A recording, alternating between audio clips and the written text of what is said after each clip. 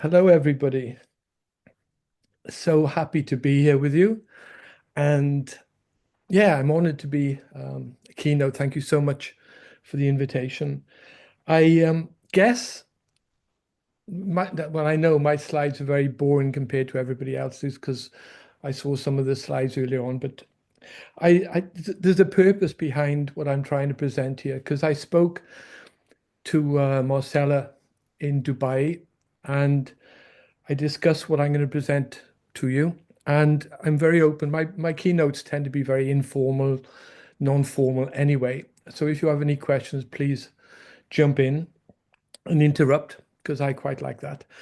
And let's see where we go, and let's see where we go forward. Let's see. Oh, there we go.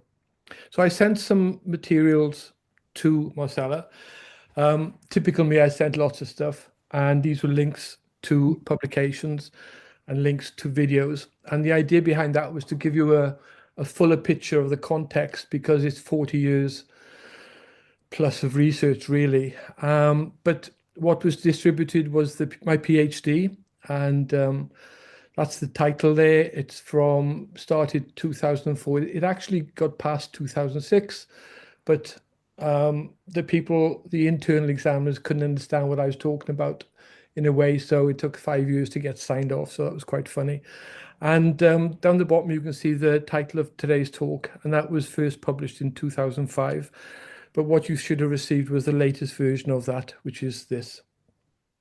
So it's called the zone of optimized motivation because that's quite a central theme of what I've been trying to do over the years. One of the reasons behind this was that I'm not a therapist. I used to be a professional musician. Engineering is my first degree. I was born into a family with disability. And when I was young, I used to spend lots of time with my two uncles. One of them was profoundly disabled, in so much as in the old days we used to call it a spasticity, and probably today, profound cerebral palsy. The other uncle had diabetes, and in those days, it made him suffer in so much as he lost his sight, then he lost a limb, then another limb. And so it was quite bad. Thankfully, things have improved a bit since then. So basically, I, I came to the point after doing lots and lots of field work when I had these ideas of working with technology to help people, their well-being and within rehabilitation. When I say rehabilitation, I go rehabilitation because my targeted groups were those who were born with a condition, like cerebral palsy, like Down syndrome, like you know, others, and also those who are acquired. So I'd work also with people with strokes, working in clinics, working in schools with mentally challenged and what have you. So it was very wide. I'd work with aged people. And basically, I was flying by the seat of our pants, as we say in English. Basically, I was doing stuff.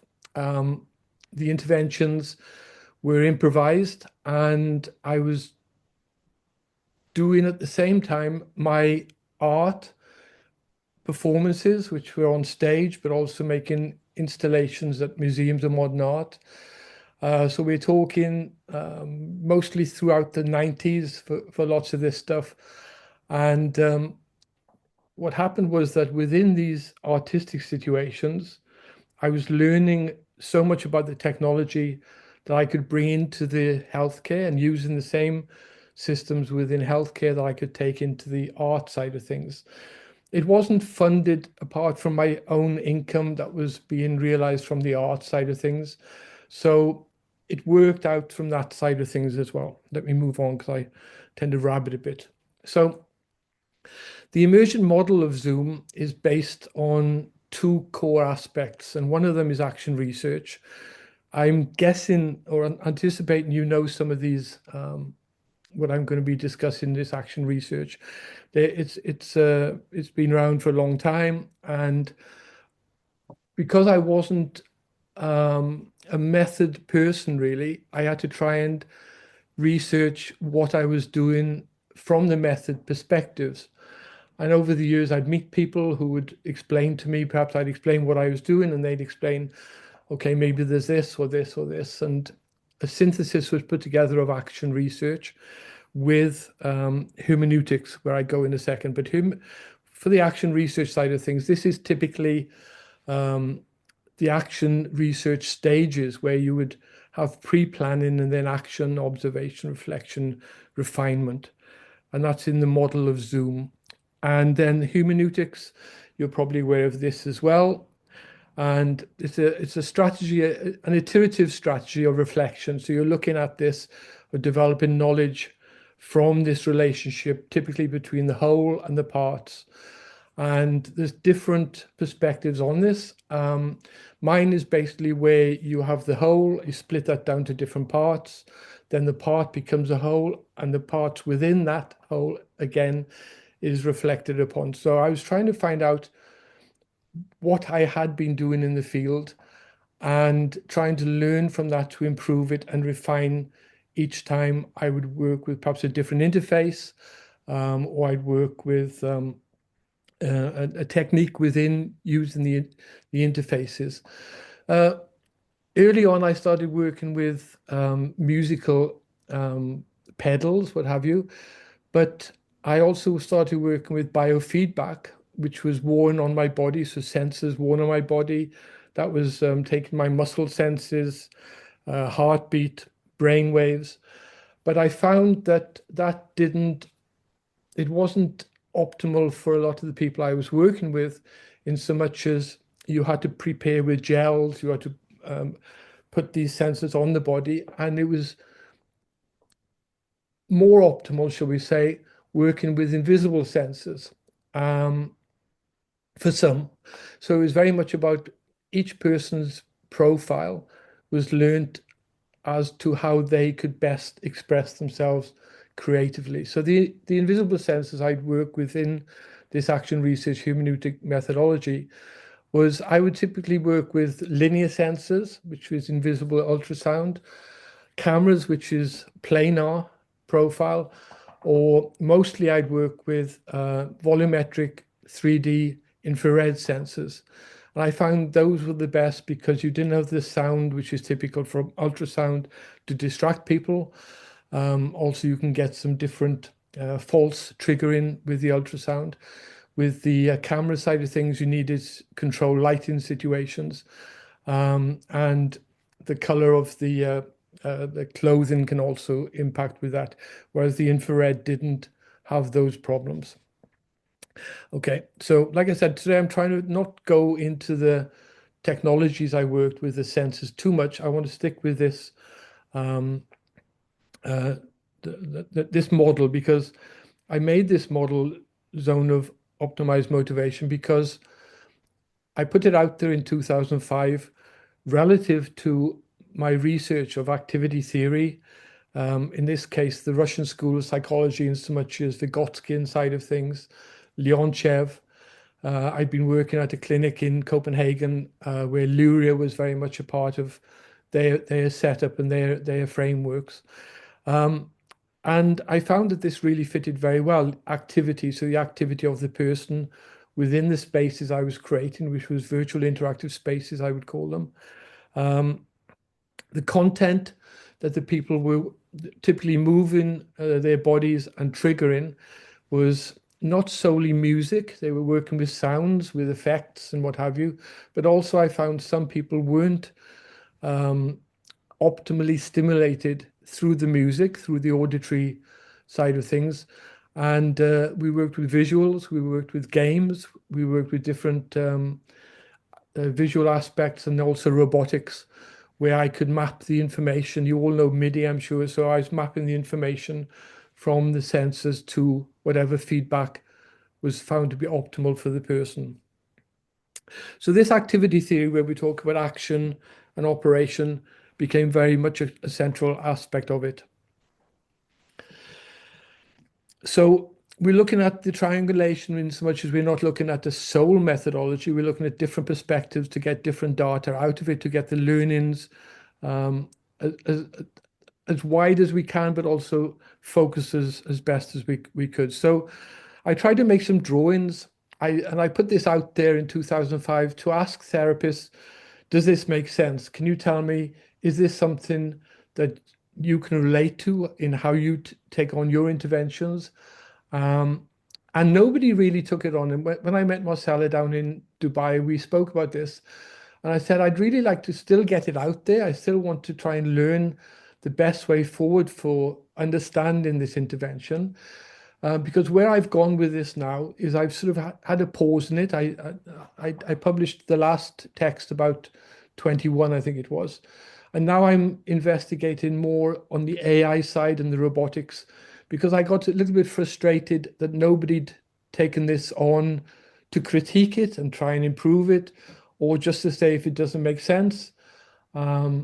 So I got frustrated, so I thought I'd bring it into this context, and Marcelo agreed to this. So basically, there's different um, influences of this. I did this drawing, and this is what happens within the intervention that I was doing. So the shaded area was very much towards Csikszentmihalyi's flow side of things, in so much as you're looking at the different ability of the people towards the challenge, and how during that intervention with using whatever interface I was working with or whatever content I was working with, at some point during that intervention, the engagement of that person, the motivation to keep being engaged would often drain, and I would have to make changes within that intervention to maintain that person's engagement with what was going on. And typically that would be an adjustment to the technology in so much as making a different sensitivity of the sense in space. It could be a different aspect of the content or totally changing from one interface to another interface. So the little diagram you see on the right-hand side is after you've made that change, is trying to keep these iterations going. How long can you keep that person engaged for? And this is what I was really interested in, is in that intervention to try and optimize what's going on in the spaces. So I mentioned Csikszentmihalyi's flow. So this is looking at this aspect. Schoen's a reflective practitioner on action and inaction. So very much looking at the design side of things and then what happens within the sessions. Vygotsky's zone of proximal development. I mentioned activity theory just now about the action, activity, and operation. And then Fisher's scalloped learning and micro development, in so much as looking at how you can facilitate the situation to try and get the best out of it, where the person's experience is very much towards having fun and playing, and the experience that person is getting brings a smile to the face, whereas the facilitator of that session is collecting data and responding to the intervention response, but also collecting data to analyze that afterwards to refine the next session. So each session would be videotaped. After each session, it was a heavy-duty analysis with the action research side of things and hermeneutics, like I mentioned earlier on. I tried to do another drawing as we went along. So this represents 4 sessions, and within this very much looks towards the action research and the hermeneutics, in so much as I've labeled here the A, B, C, D. You can see it goes round in the first session, whereby I've labeled it and I've said, okay, you're planning a change via action, which is this before the start of the session. The session starts, you introduce the person into this session. So you've got the actual session with the participant where it's A to B. The observation of this is B to C. The reflection on the action is C to D. The refinement of this then is from the D to E, and then you go working towards the next session then from E to F, where you're planning for this change for the second session. So this iteration process is what I was working or interpreting the working towards an outcome, whereby the therapists I was working with wanted the participants to have a nuance of change towards improvement, well-being, or a range of motion type of thing. And at all time, I was very focused upon the experience for the person to have fun and enjoy themselves. So, so if you take that, what I just showed you now, when you've done a second session, and I'm pretty sure that most of you have been active in the field with your research, it isn't just by itself. You're looking from the second session here back to the first session, in so much as you have learning from the first session that influences the second session. The same for the third session, same for the fourth session. And this goes on. So the model zone of optimized motivation comes to a point where down the bottom you can see here, everything is reflective of prior experiences of the facilitator in the session and the data that's collected in that session with the analysis that you've got available for you. So to learn more about this, if you want to go in more depth, because like I said, I only have a certain amount of time today to talk. There's a chapter on this, and this is the reference. You can have this chapter. It's freely available at ResearchGate, which goes into depth of this, my understanding of it. And like I said, part of my wanting to share it with you today was to ask, if you get a chance, go and have a look and perhaps give me some feedback, critique it and say, this doesn't make sense, or what have you from there on. The work over the years has been presented in a trilogy of books under Springer, and there's been over 250 publications from the sort of 30, 40 years of research. And basically it's something I'm very proud of in so much as where it's grown to. I have one, I think, swan song project. I'm a pensioner now. I'm supposed to be retired, but I'm very, very busy as well. But I have a swan song project, like I said, involving AI and robotics. And the AI side of things is very interesting, I think, in so much as lots of people these days, as we found in Dubai, are worried about AI taking their jobs. I think AI can also enhance jobs. I think that within the field we are, I think there's a big scope of AI helping people who are overworked, therapists who are overworked, and also helping them to report their interventions at a much better level for repeatability and improvement. So that's about the outline of my talk here. So often I get asked with these presentations, what about, okay, you do your stuff, and then what about getting it out there? So during the over the years, started a company around about end of the 90s, 2000, and this led to mostly games, that was, but still it's the same ideas. And there was two physiotherapists who took on the idea, and out of there, it's at PubMed, and if you put these names of these authors into PubMed, you'll see that there was a huge benefit that came out of this. So, and this is, more this the quantitative aspect. This was a balance study. And when I was working with balance, I mentioned this because I was working with, I remember, an alternative channel of stimulus for the person to be aware of their balance through sound. So let's go back to the musical side of things, working with some sound. So I worked with stroke people, and they really couldn't feel their sense of proprioception within the space that we were working with. So by giving them a feedback of audio relative to where their body was within the space, they were being stimulated to understand where their positioning of their body was, which was really, really interesting.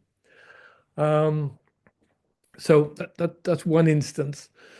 Another instance of working with sound is this. Hopefully it'll work. I didn't intend showing this, but I'll show it in case the things are working or not working. So what this was basically doing, I wrote this. I'm working with an invisible sensor here. This is a volumetric sensor, infrared. I'm using the software Max MSP. And I was interested in seeing if I could make air dynamic rather than just working with triggers or just working with controller. So what I did here, I put a trigger plus a controller together.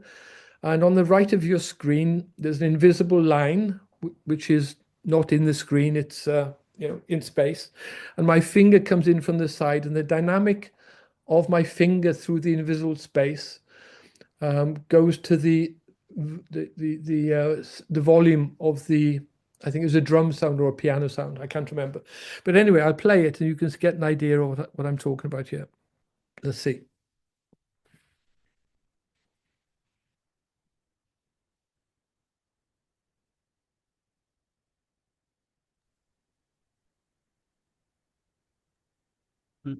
No I sound. cannot Yeah. hear. No, Tony, I think didn't mean. we cannot hear the Can't hear it? Okay. no. Ah. Okay, well, basically what you've got. You probably need to share the audio. When you share the screen, you can also Oh, okay. select to share the audio. Yeah, it's been asked when you do screen sharing, if you want to share your screen or only, which screen do you want to share, and also you'll be asked if you want to share the computer audio. So basically, you have to interrupt the screen sharing and do screen sharing again and Okay, check well, checkbox. it's probably easier just to explain that basically what you've got the different amplitude of the finger coming into this invisible line in space. It's very simple, but it's making the air, it gives a feedback of a different dynamic to the air according to the feedback through the space.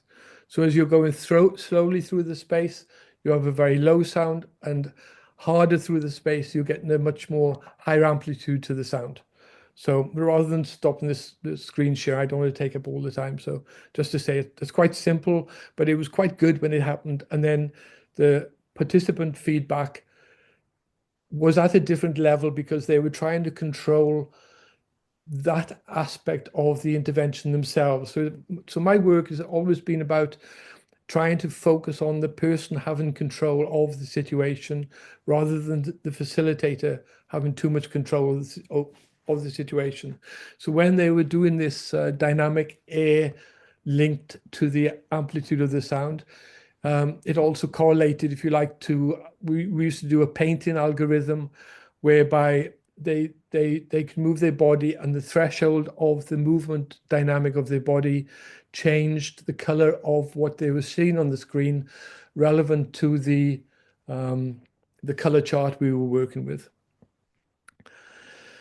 And basically, the overview of what I do is you've got a person, you've got a feed forward, which is typically a movement. That goes into an invisible space where you're getting the data being captured. You map that. The capture of the data can be different sensitivities, always according to the profile of the person, how much they can move, the dynamics of movement, and then mapping that to whatever multimedia we're working with, if it's sound, if it's visual, if robotics, what have you, and then the feedback to the person. And so looking then at what you're trying to target, like I talked about, engagement, the ludic engagement, the fun of the person, the flow with Csikszentmihalyi's, the diagram I showed you just now, and aesthetic resonance. We've talked about down in Dubai. I think Marcelo, I mentioned this, in so much as looking at the effort that goes with this, where the person is motivated through being stimulated optimally, so they're having fun rather than being engaged with the effort that is often delimiting within these spaces. Out of this, the work I did with the clinic down in Copenhagen, it's the leading clinic for acquired brain injury rehabilitation. And together then with the neuropsychologist, the psychologist, the physiotherapist, we developed this research protocol on creativity being used within these interactive spaces, questioning then how they were able to help the people with acquired brain injury. So, and this is the profiles I work with, just to give you an overview. The top one is the ultrasound. That's the sound beam, if you like. It's a linear data space. It's like a piano in space. You can work along it and you can map it to be chromatic or different scales, what have you. The bottom one is camera. Obviously, you've got the planar dimension opposite. Like I mentioned, this is based on light, colors of your clothing within that space. And then the infrared one in the middle that I typically worked with is where you have this three-dimensional volumetric space at the front end, the green. Hopefully you can see it as green. The data segmentations, and that could be extended up to about 14 meters. So you could work with very large body movements, or if you're working with a the green section, you can work with very small finger movements or what have you. And then we also worked with locked in patients, working with breathing sensors, eye movement. Like I said, biofeedback sensing as well. The first publication was 1999 at the World Congress of Physical Therapy in Yokohama, Japan. And that's where IBM was sponsoring. Also, Sony sponsored for a while. That was a bit later when games were involved because they brought out an interface called iToy. So, yeah, do you have any questions at all with some of this as we work forward? Surely my time is up now, isn't it? Yes, don't worry. Don't worry. Okay. Yes, Anthony, Yes. I just looked at the videos. The video we shared, the first one is very impressive. And I was impressed for the date of this video. It is 1997, very early. I'm very old. Well, yes, me too. And I wonder what kind of system, because of course you described it in your thesis, but really I had no time of reading it. And can you explain very quickly what kind of system did you use for this experiments you did? Yeah, that was the infrared sensor I was talking about. Because in the PhD, if you read the PhD, I started working with around about when MIDI came in 1983. Made a big change to me because then you can map the different information around with what, you map it to whatever you want to map it to, basically. So that made a big difference to have a signal protocol that you could just take and do what you wanted to with it through triggering or through control of different aspects. You had MIDI open controlled stage. We used to work with it. I used to do lots of technical work on stages where I would map it to different robotic lighting. We had a thing called GAMS from Canada where you can map a lighting to follow people around on a stage. But it's the thinking of the technology, and I think knowing the technology really well is very important, because that meant that learning it from working with it in performance or working with it within installations and bringing it into the situation of the healthcare intervention, whatever we want to call this, accessible music making. Because I would make changes in real time as the situation developed to get that person more motivated. And I could only do that by knowing the technology well enough to either change aspects of the sensing or to change aspects of the content. And that video that was made in 97, but the videos were recorded over the 3 or 4 preceding years. Working with this infrared sensing, IBM gave me a very early laptop. If you can see it, it's like a Yes. And what happened there is that was most of the videos there from an activity center, a day center for people, adults who have a challenge in their life. Some of them were profoundly disabled, and they didn't have much fun in their life. So I went in there with a target to try and make them have fun. What I found, they get the people there, I worked with the physiotherapist and the music therapist who were there, and they gave me this gymnasium to work with. And so one of the learnings from that was I would work with a person and they'd have perhaps about 5 or 6 other people lined up behind in the corner of the gym. But what I noticed when I was doing the intervention was that the people in the back, and mostly working with sound in those days, I was working with this person in front of me, but then the people behind were responding as if they were thinking they were triggering the sounds. So eventually I moved them all out of the gymnasium so that they didn't get confused. And so that awareness of looking at this person, focusing on this person, trying to get a conduit between me and this person, reading, because they couldn't explain to me all the things they were feeling, perhaps, but through the eyes and engaging with them, I had an idea of what I could change to make their experience better. And one of the guys I wrote in the text I sent you was the Down syndrome guy, very big guy.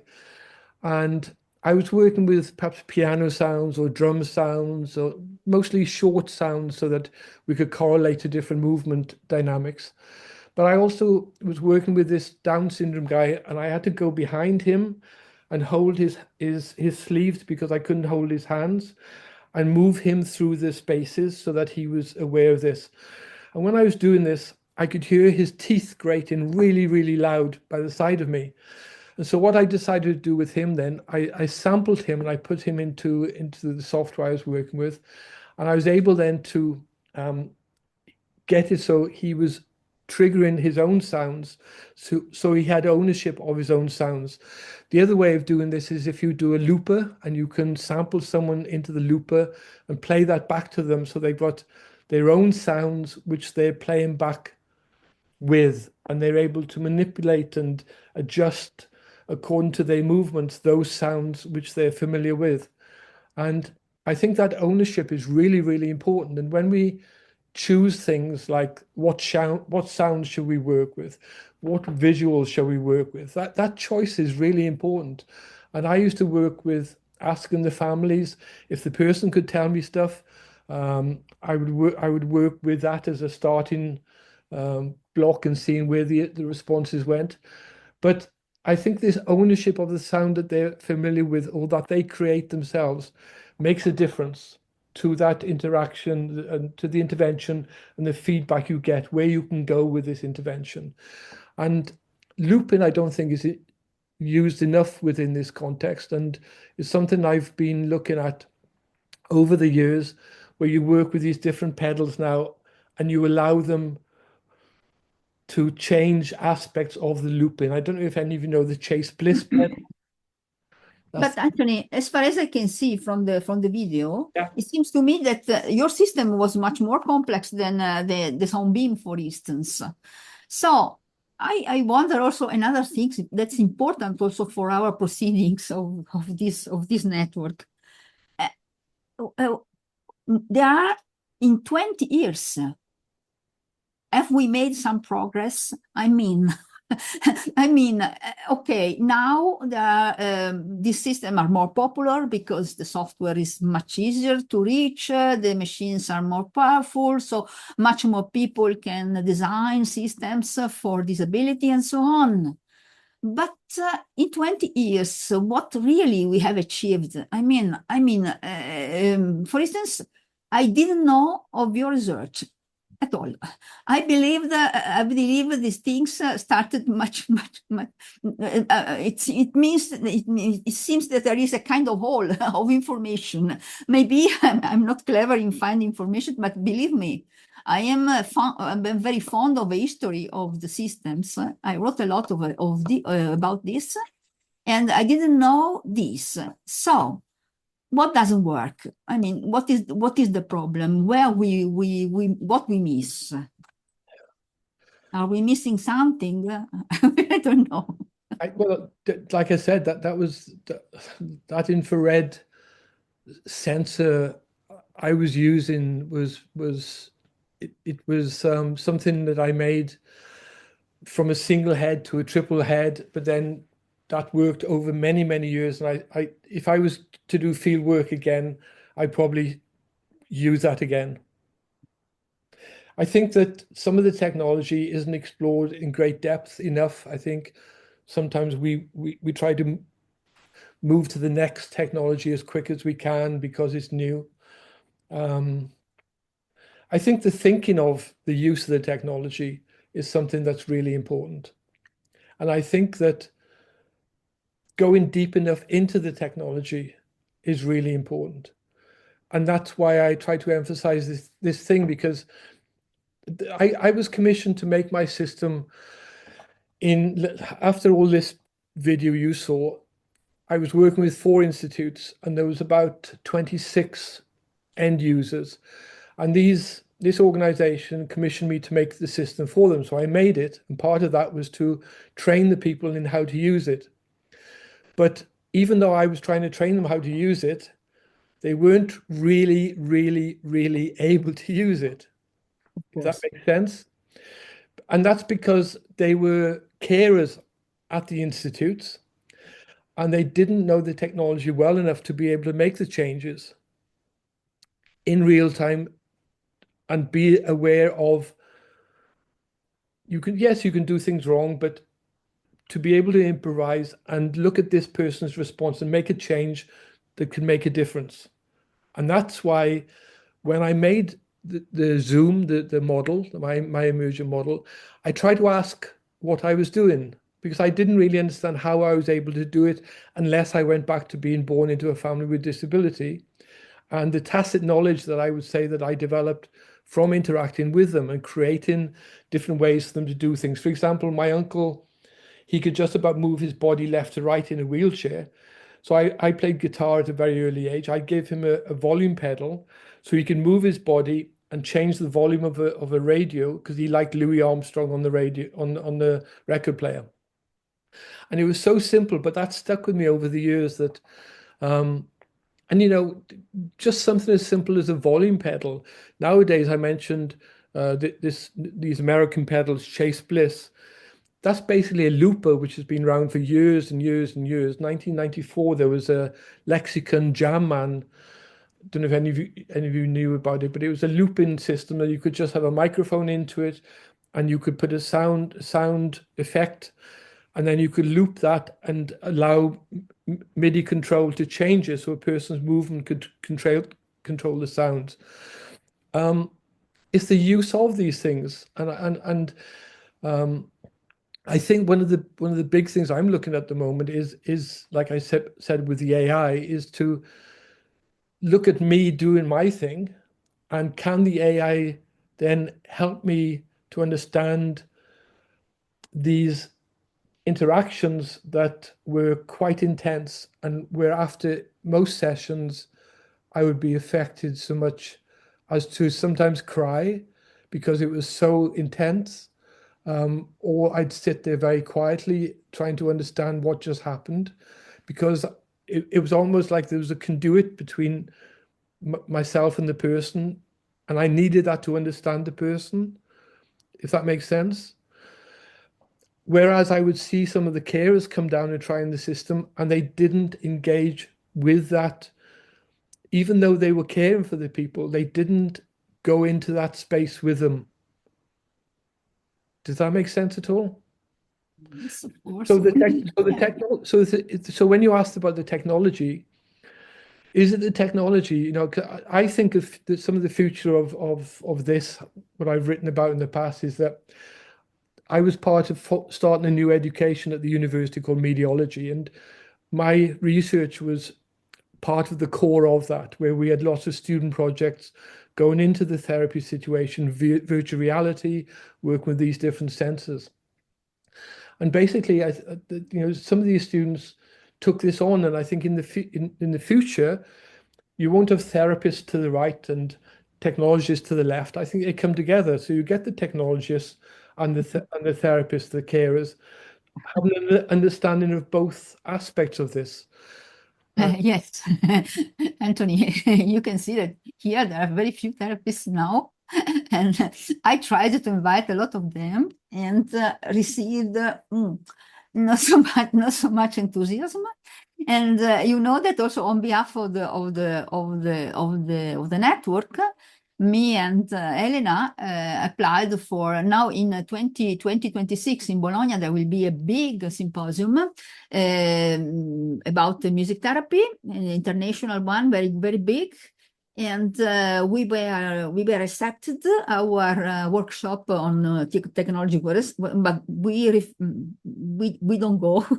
We will not go because they asked a very high fee to participate, and so we wondered we are going to give something, and we have also to pay. And this is really absurd. So engaging with the music therapist is very, very difficult. It's a thing I do every day in my when I teach in the conservatory, and I blamed about the conservatory, but it's not a conservatory, it's a general problem.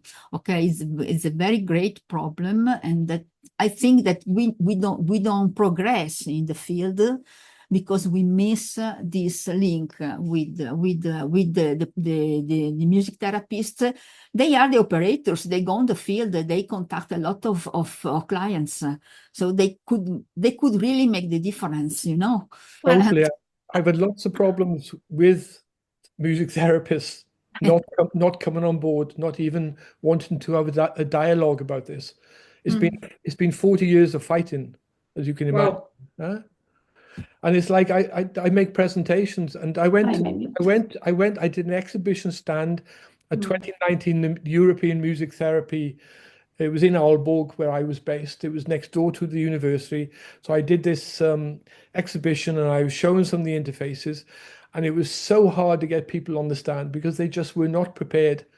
And to be honest with you, the music therapy, it was like Kumbaya. I don't know if you know that, but it's like they're wearing their big string vests and they're playing the guitar in the jungle. Kumbaya, my friends, Kumbaya.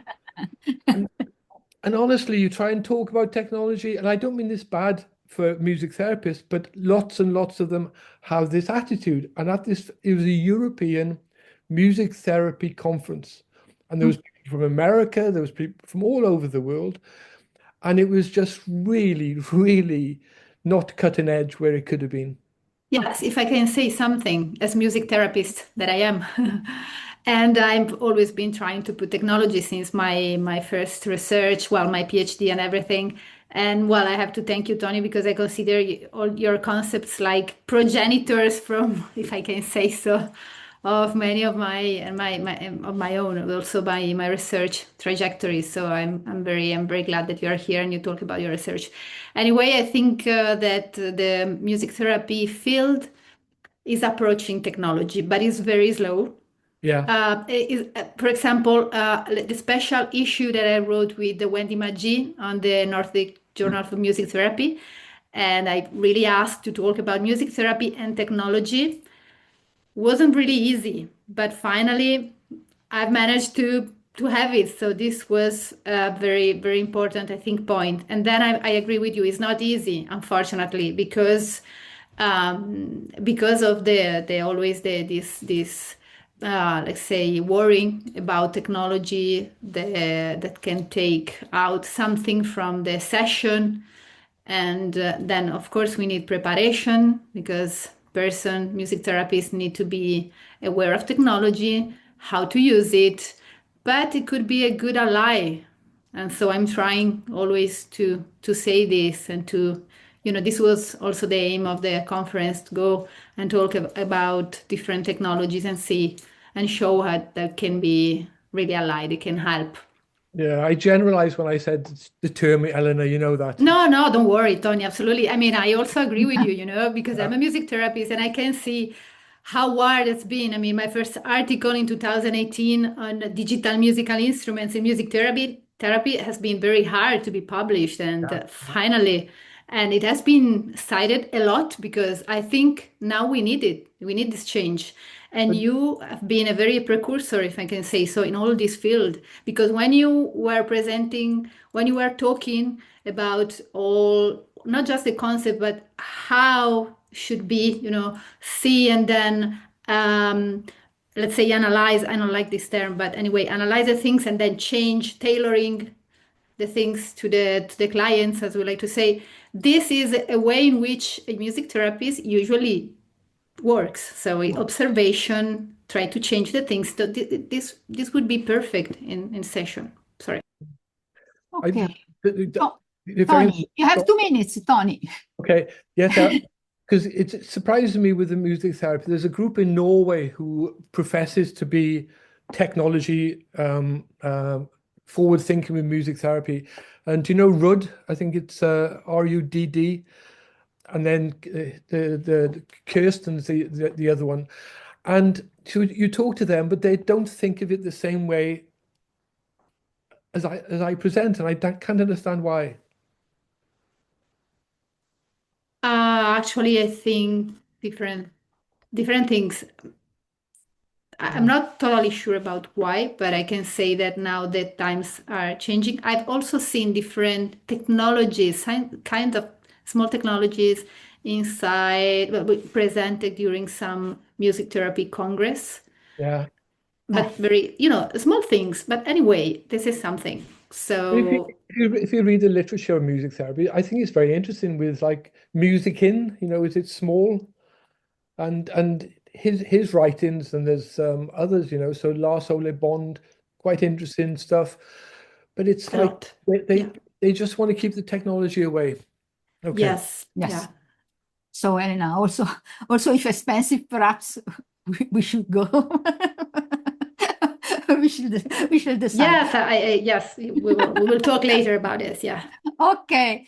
Thank you, Anthony, for the very interesting intervention.